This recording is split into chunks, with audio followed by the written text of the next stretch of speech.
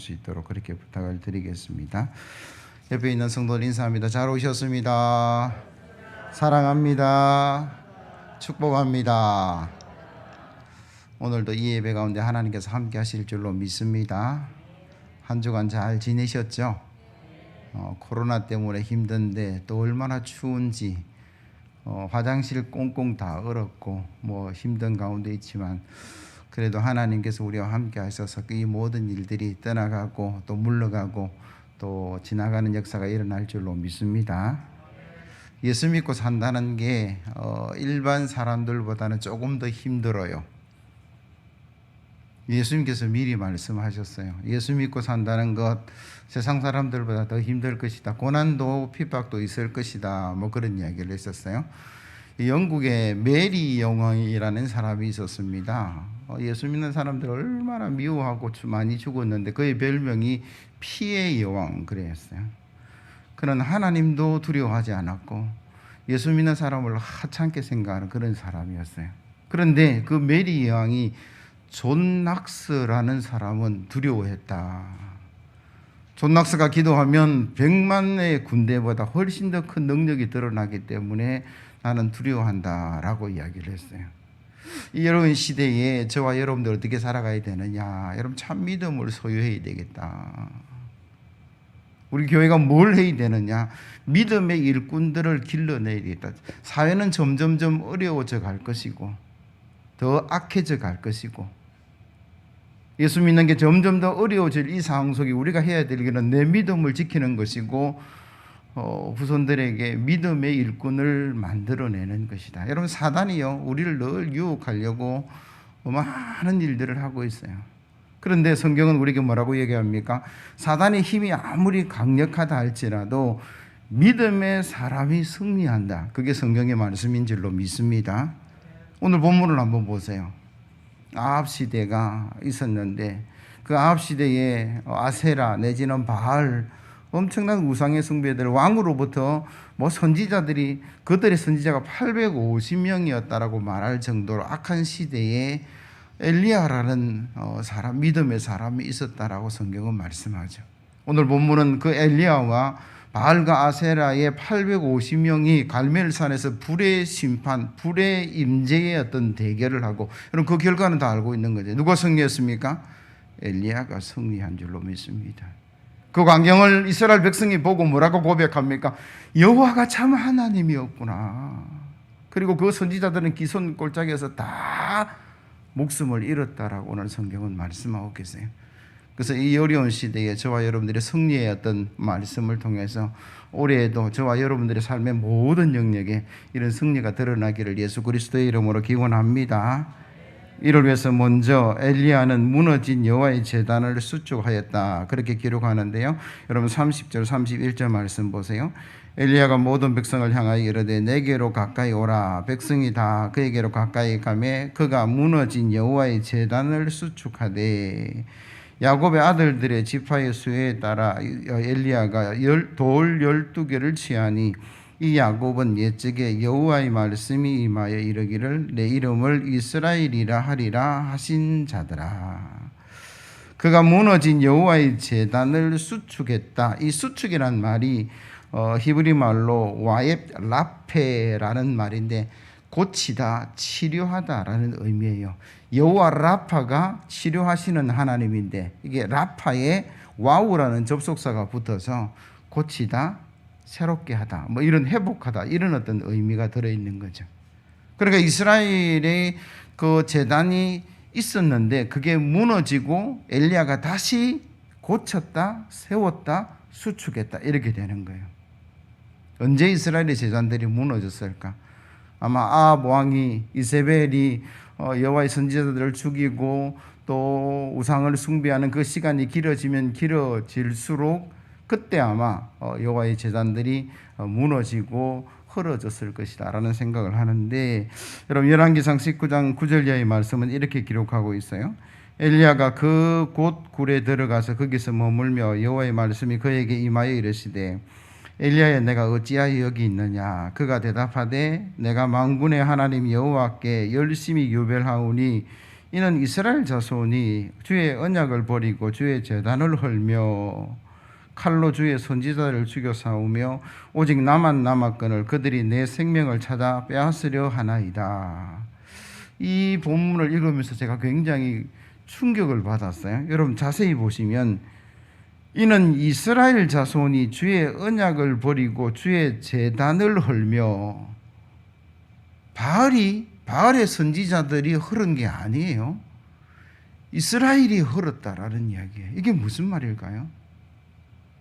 왕으로부터 우상 숭배가 만연해지고 850명의 이방의 선지자들이 바알과 아세라의 선지자가 있을 만큼 이방의 어떤 선지자가 많아지고 제단이 많아지면서 이스라엘 백성들이 믿음에서 멀어지고 제단에서 멀어지고 헐어지고 없어지는 뭐 그런 어떤 과정 속에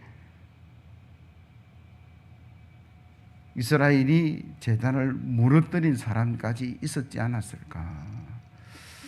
코로나19 1년이 가까워지는 세월 속에 참 염려스럽고 걱정되는 게 뭐냐 그러면 온라인 예배 잘못됐다는 이야기가 아니에요. 대면 예배가 정답이다라는 말도 아니에요. 하나님은 편재하시는 하나님이시기 때문에 어디든지 다 계세요.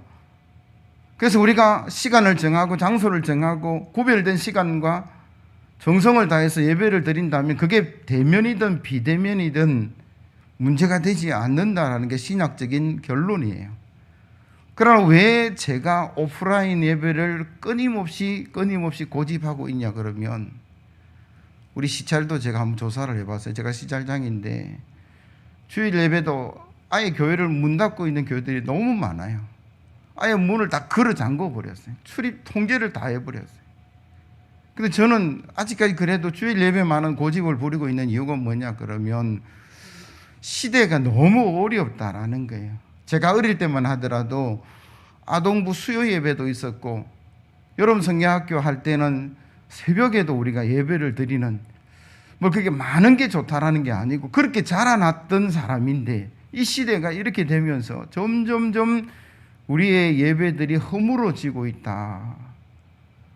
여러분들이 자녀들, 여러분들 손자, 손녀들이 지금 온라인 예배, 오프라인 예배, 지금 현재 어떤 예배의 어떤 예배의 어떤 정성, 이런 것들이 얼마나 어려움을 당할까. 저들이 자라났을 때 과연 믿음을 지켜나갈 사람들이 몇이나 있을까. 코로나니까 충분히 이해가 되는 것이기도 하고 우리가 방역의 협조를 분명히 해야 되는 것도 사회적 거리를 두는 것도 맞습니다만 우리가 이 어려운 시대를 살아가면서 하나님과 점점 멀어지고 있다라는 거예요. 제단을 멀리하고 있다라는 거예요. 방치하고 있다라는 거예요. 무너지고 있다라는 거예요. 예수 믿는 사람들 중에서도 교회 가면 안 된다라고 이야기하고 예배 드리면 안 된다라고 이야기하는데 이런 시대를 우리가 어떻게 이해를 하고 살아가야 될까? 그 이스라엘 향해서 엘리야가 뭐라고 얘기했냐면 무너진 제단을 다시 쌓아야 합니다. 다시 고쳐야 합니다. 다시 회복해야 합니다. 뭐 그렇게 지금 말씀하고 있는 거죠. 그리고 31절에 그 이야기를 하면서 야곱이라는 이름이 등장합니다. 그 야곱은 이스라엘이 되었던 사람인데 여러분 야곱이라는 사람이 형의 어떤 축복을 가로채고 홀홀단신 도망을 칠 때에 들판에서 예배를 드리고 거기서 하나님을 만나고 그곳이 베델에 하나님의 언약이 있었던 곳입니다. 20년 세월이 지나고 엄청난 부자가 되어서 그가 돌아오는데 모든 것이 다 회복이 되었어요. 그런데 단 하나 20년 전에 형과의 그 어떤 축복에 대한 속임과 다툼 때문에 늘 마음 한구석에는 그의 아픔이 있고 슬픔이 있고 고통이 있고 근심이 있었어요. 이제 돌아가라 해서 돌아가는데 형이 400명의 군사를 이끌고 나를 죽이려고 오는 그 상황 속에서 야곱은 야복강가에 하나님께 엎드려서 밤새워 씨름하고 기도합니다. 그래서 하나님의 사람으로부터 축복을 받아내고 그로 말미암아 형과 화해하게 되고 회복되는 20년의 체증이 싹 내려가는 그런 축복을 받았던 사람이 야곱인데 그 이후에 그의 위기가 물러가고 그의 문제가 해결된 뒤에 그는 하나님과 약속했던 그 베델로 올라가지 않고 숲곳이라는 곳에 머물러요. 왜? 살기 좋으니까. 환경이 너무 좋으니까, 편하니까, 사람들이 많이 사는 성읍이니까. 근데 그곳에서 무슨 일을 당합니까? 그 외동딸 디나가 거기서 강간을 당하는 사건이 일어나고, 그 디나의 친오빠가 세겜의 모든 남자들을 속여서 다 죽여버리는 엄청난 일들이, 위기가 그에게 직면하게 되었다라고 성경은 말씀하죠. 창세기 34장 30절 이하의 말씀, 야곱이 시몬과 레위에게 이르되 너희가 내게 화를 끼쳐 나로 하여금 이 땅의 주민 곧 가나안 족속과 브리스 족속에게 악취를 내게 하였도다. 나는 수가 적은즉 그들이 모여 나를 치고 나를 죽이리니 그러면 나와 내 집이 멸망하리라. 그들이 이르되 그가 우리 누이를 창녀같이 대우함이 옳으니까. 이런 어떤 다툼과 위기 속에 하나님은 야곱에게 나타나서 이렇게 말씀하세요. 하나님이 야곱에게 이르시되 일어나 베델로 올라가서 거기 거주하며 내가 내 형 에서의 낯을 피하여 도망가던 때에 내게 나타났던 하나님께 거기서 제단을 쌓아라 하신지라.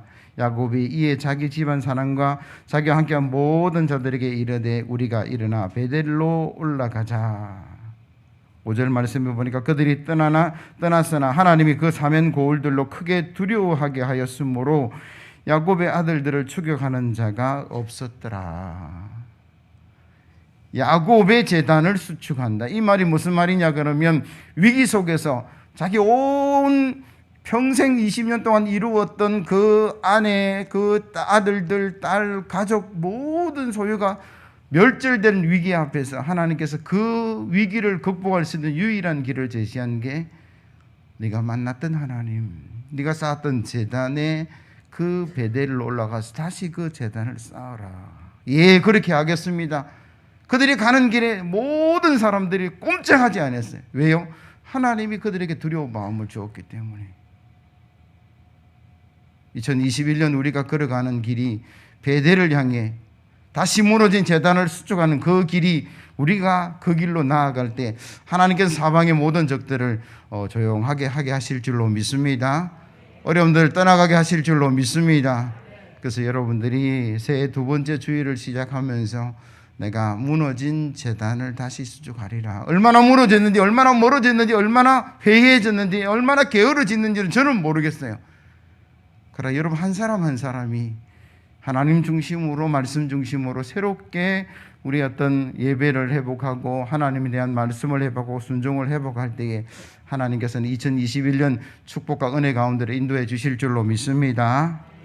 그리고 엘리야는 이 모든 과정에서 여호와의 이름을 의지하였다. 여러분 32절 보세요. 그가 여호와의 이름을 의지하여 그 돌로 제단을 쌓고 제단을 돌아가며 곡식 종자 두 세알을 둘 만한 도랑을 만들고 또 나무를 벌리고 송아지 각을 떠서 나무 위에 놓고 이르되 통 넷에 물을 채우다가 번제물과 나무 위에 부으라 하고 또 이르되 다시 그리하라 하여 다시 그리하고 또 그리하되 이르되 세 번째로 그리하라 하여 세 번째로 그리하니라. 물이 제단으로 두루 흐르고 제단에도 물이 가득 찼더라. 엘리야가 제단을 쌓았어요. 그 기도하면 되는데 물을 갖다 부어라. 4통씩 3번 12통을 갖다 부어서 번제물에도 뭐 나무에도 돌에도 그 옆에 판 도랑도 가득 물을 채웠어요. 이해가 되십니까? 참 무모하다라는 생각을 할 수밖에 없는 광경이죠. 불의 응답을 받아서 하나님이 진짜가 누군지를 판별하자 하늘에서 불이 내려야 되는데 불이 내리는 곳에 물을 갖다 부었다? 이거는 상식적으로 이해가 되지 않는 일이에요. 엘리야가 왜 이런 일을 했을까요? 엘리야의 마음이 무엇이기 때문에 이런 행동을 했을까? 아마도 엘리야의 마음속에는 하나님이, 여호와가 진짜 하나님이라는 그 확신을 그는 가지고 있는 거예요. 물을 붓든 기름을 붓든 뭘 하든 하나님께서 불러 응답하실 것을 그는 의심하지 않았어요.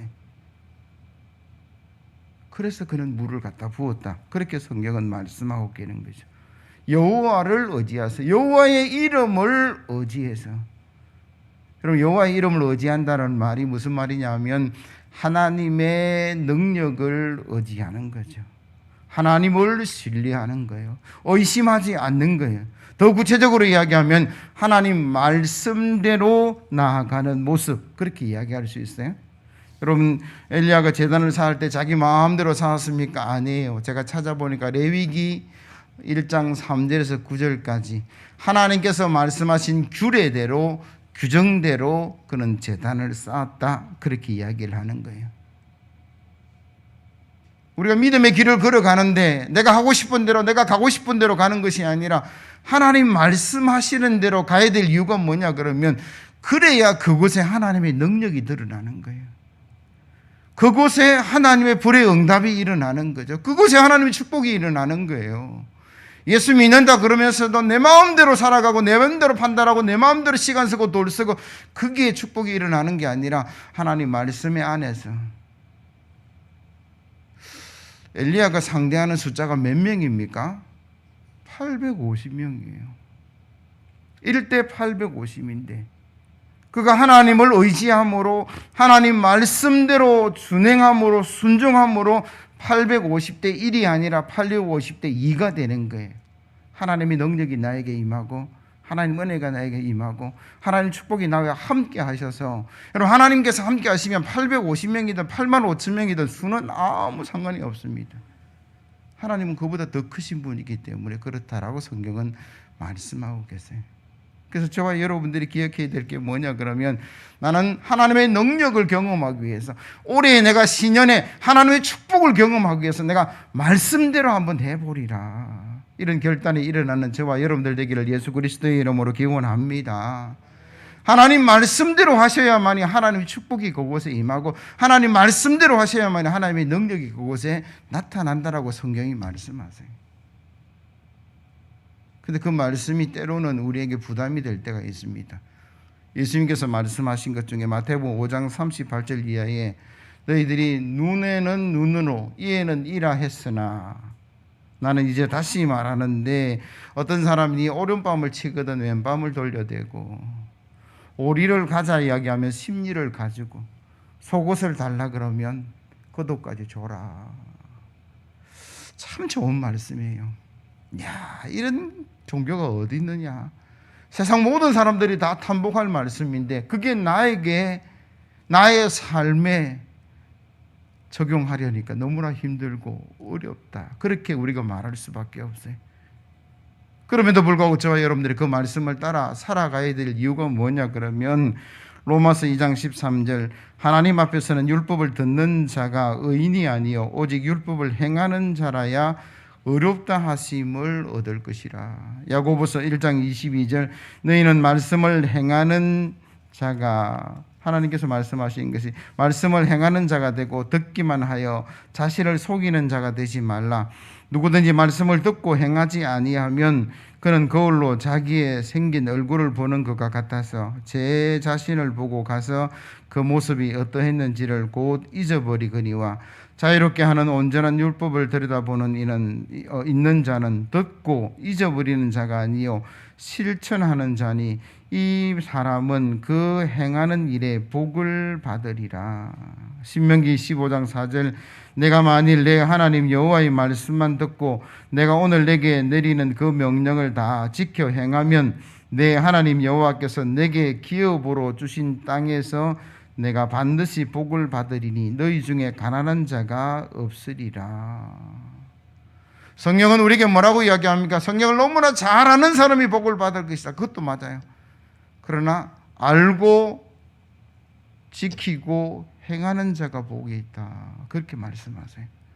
부뚜방에 소금이 있는데 그 간을 맞추려면 그 국에 넣든지, 그게 맞는 거잖아요. 그냥 소금은 짜게 해, 그 지식으로는 그게 간을 맞출 수는 없는 거예요. 그럼 저와 여러분들에게 힘들고 어려운 시대에 살아가지만 하나님의 능력이 임하고 하나님의 축복이 임하는 것은 그 말씀대로 나아가는 것이다, 그렇게 말씀하고 계시니, 오늘 저와 여러분들이 주의 말씀을 따라 살아감으로 말미암아 하나님께서 복을 주시는 복된 해가 되기를 예수 그리스도의 이름으로 기원합니다. 마지막으로 엘리야는 하나님을 의지하였기에 믿음으로 기도했다라고 성경은 기록하는데 36절 이하의 말씀요. 저녁 소재 드릴 때에 이르러 선지자 엘리야가 나아가서 말하되 아브라함과 이삭과 이스라엘의 하나님 여호와여, 주께서 이스라엘 중에서 하나님이신 것과 내가 주의 종인 것과 내가 주의 말씀대로 이 모든 일을 행하는 것을 오늘 알게 하옵소서. 여호와여, 내게 응답하옵소서. 내게 응답하옵소서. 이 백성에게 주 여호와는 하나님이신 것과 주는 그들의 마음을 돌이키심을 알게 하옵소서 하매 이에 여호와의 불이 내려서 번제물과 나무와 돌과 흙을 태우고 또 도랑에 물을 핥은지라. 아멘. 응답을 받았어요. 불의 응답을 받아서 승리했고 그 하나님 은혜와 능력 가운데 백성의 신앙은 돌아왔고 이방 선지자는 죽음을 당하는 엄청난 승리가 있었는데 그 엘리야의 기도로 통한 하나님의 불의 응답인데 이 불의 응답의 기도의 특징들이 몇 가지 있다라고 오늘 본문은 말씀하세요. 엘리야의 기도가 철저히 하나님 중심이었다. 기도는 하되 그 기도가 하나님 마음에 합한 기도가 되어야 되는데 오늘 엘리야의 기도는 하나님 중심의 기도였어요. 하나님, 저가 장수하게 해주세요. 부자 되게 해주세요. 뭐 이렇게 기도하고 있지 않아요. 오늘 본문에 보면 뭐라고 이야기합니까? 하나님이 하나님됨을 보여주십시오. 불의 응답을 내려서 이스라엘 모든 사람 앞에 하나님이 하나님인 것을 엘리야는 그거밖에 기도하고 있지 않아요. 그래서 하나님 불이 임하고 하나님이 하나님 된 것이 그 이스라엘 백성의 나타남으로 신앙이 회복되고 믿음이 회복되고 축복이 회복되었다. 그렇게 오늘 본문은 말씀하고 있고 또 엘리야의 기도는 하나님 말씀에 근거하고 있다. 여러분 36절 보시면요.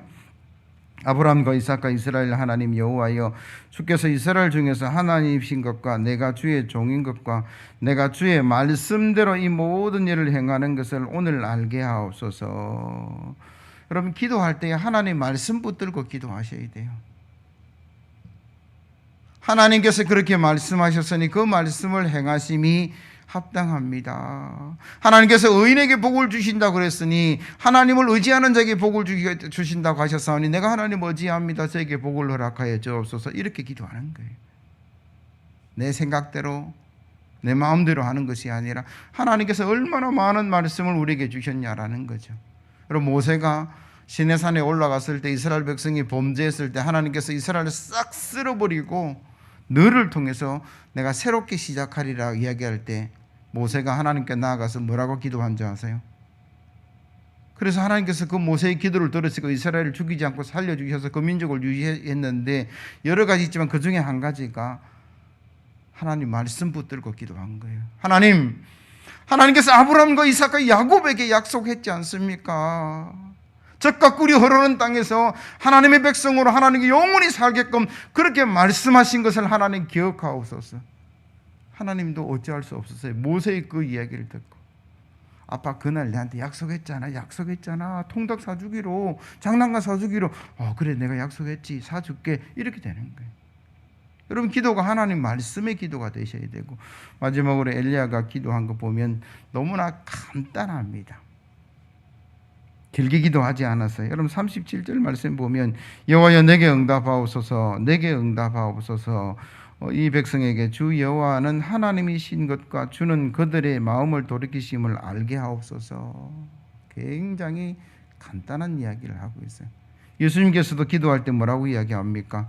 기도할 때 외식하는 사람처럼 중언부언하지 말라. 아무 생각 없이 이 말 또 하고 이 말 또 하고 이 말 또 하고 하나님 다 알고 계신다고 말씀하셨어요.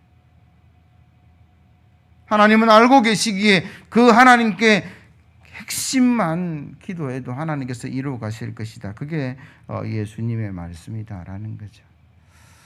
새해 두 번째 주일을 우리가 맞이하고 올해 우리가 어떻게 나아가는 신앙의 삶이 될까? 오늘 본문을 통해서 우리에게 주시는 하나님의 음성이 무엇입니까? 여러분 무너진 재단을 다시 쌓는 그런 성도가 되어야 될 줄로 믿습니다. 또 하나님을 의지하셔야 돼요. 신앙생활은 내 마음대로 하는 게 아니라 하나님을 신뢰하고 그리고 그 신뢰함은 하나님 말씀을 대로 순종하는, 그래서 하나님의 능력이 그곳에 임하고 홀로 아니라는 사실, 그리고 여러분 기도할 때에 엘리야의 기도처럼 기도하셔서 올해가 참으로 저와 여러분들의 축복의 해가 되기를 예수 그리스도의 이름으로 기원합니다. 찬송가 365장입니다.